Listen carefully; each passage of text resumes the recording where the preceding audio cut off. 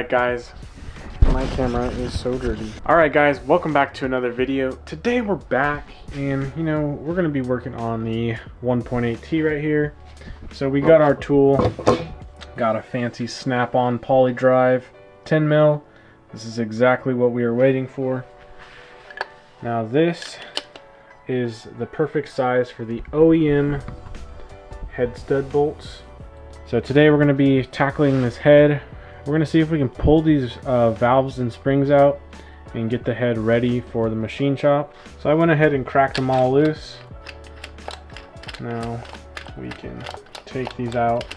Right order for this when we're moving the studs is from the center outward. So work the center, outward, outward, and just take them off slowly.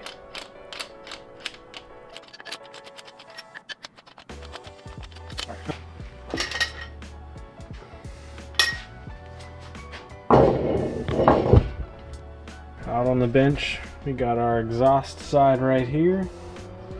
Got our intake side right here. So let's go ahead and inspect this a little more. And now that we got some nice lighting and I cleaned off the bench, we can fully dive into this and see what's really going on and see if this head is good. So here's the block. Everything looks pretty good. The only concerning I see is on cylinder 4, I believe. There's this ridge. You can kind of see it in the lighting right there. That line. I don't know if this is a factory sleeve or if this is normal, but I can't really. I can catch it a little bit down there with my finger, but I could potentially see this as a problem, having to re-sleeve this. And I already got stock size pistons for this block, so I'd like to keep it as stock as possible, internally wise. So here's the piston from that same cylinder I just showed you guys. See a little bit of wear, and you can also see some gunk buildup in the rings. Nothing too concerning. Other than that, the piston looks great. Bearings look fantastic. Couldn't even tell it's been ran. A little wear down there, but nothing too concerning. I'm gonna go ahead and take this off and take these studs out.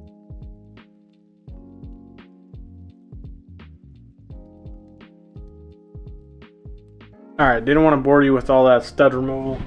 I just got some vice grips clamped onto the non-threaded part right here. Took them all out real quick, nice and easy. Got them all out. Let's go ahead and flip this thing over. Right here we have the underside of the head. Now, as you can see, it looks like this has honestly been changed before. It looks like someone may have taken it to the machine shop or may have like scuffed it up. I'm not sure, but definitely want this taken care of the right way. Now we can see that this chamber has a lot more carbon buildup than the rest of them, which makes me think it was getting past the rings and burning oil. My car was smoking, so that could be the cause of it, and we can see evidence of that right there. But this just seems to have a lot more than the rest of these, which is raising my suspicions, and especially considering how this is rippled right there. You can see that line. It's not a crack, but it's like a rivet, like a little divot line. So that's kind of suspicious. Let's go ahead and dive a little deeper. Now on these 1/8s, you can actually run the factory intake valves, and you'll have to replace the exhaust valves because these actually burn up and melt and explode under high boost and high heat. That's something we are going to be running this thing with high boost, high heat track time, so we definitely don't want these. So let's find a way to remove these. I got a tool down here. I'm not sure if it's going to work. We'll find out right now. Here's our toolkit, and it actually looks like it'll work. These fit perfect in here and there, and this basically clamps on the valve and on the spring at the same time, and then you can get a little magnet in there and pull the keepers out. So we're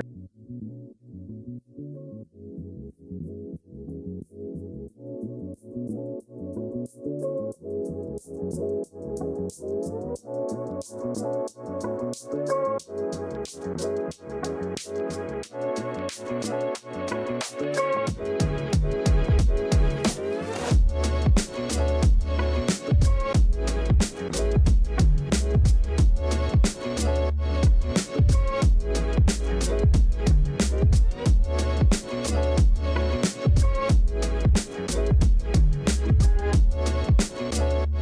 the keeper out.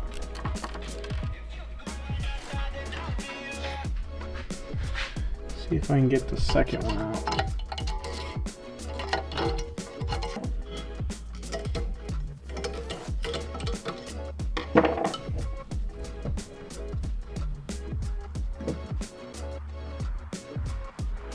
Got it.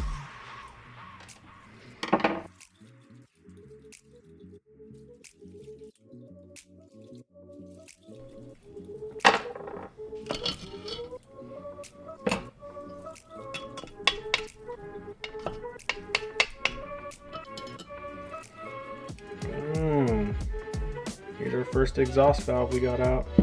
Go ahead and keep this in an assembly. Just like that. Alright, good thing is the seat in there looks very nice. Let's look at the bottom side. Oh, immaculate. Just beautiful. Alright, we're gonna go ahead and repeat this 7 more times. I will update you guys once we get all these out. Alright guys, we got all the exhaust side out and everything went super smooth. There they all lined up the way I took them out from left to right. There's the keepers and the underside looks good. Everything looks like how it's supposed to. So I think this thing won't need a lot of machine work. Maybe just a good cleaning, decking, and checking the clearances on the bearings, bearing races for this head. So now we're going to repeat the same step with the valve removal tool and take the intake valves out.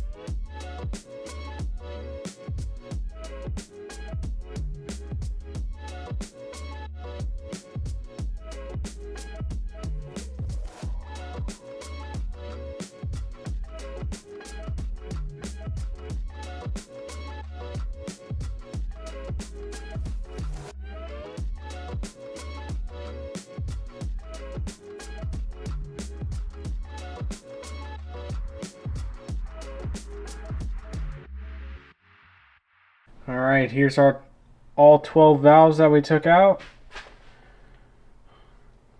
Everything looks immaculate as it should. Just see a little bit of gunk buildup right here. And little nicks on the top. Nothing actually on the bearing itself looks bad. So that's perfect. So I'm glad I was able to accomplish this. This tool is definitely a lifesaver. Probably saved me so much money rather than the machine shop doing it. And I actually like doing this because I can see what exactly is going on with each individual valve rather than someone else telling me what they saw. So here's the bottom side of the valves. All the seats look very nice, except a couple of them look like they had some carbon buildup and some oil residue. But nothing that would keep the valve from closing. But it could have been letting boost through and exhaust or air in when it shouldn't have been.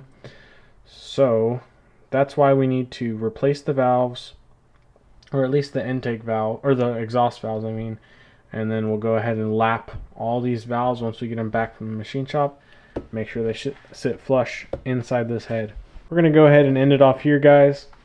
In the next video we'll be dropping this off at the machine shop and we'll be seeing what they say about this head, if we can do any porting to it, if that's necessary. I just want them to look over it and make sure everything is top notch, deck it, clean it, make it spotless and ready for this thing. So I will see you guys in the next video, and if you guys have any information about the 1.8Ts, go ahead and drop a comment down below. Let me know. I'd love to hear your response.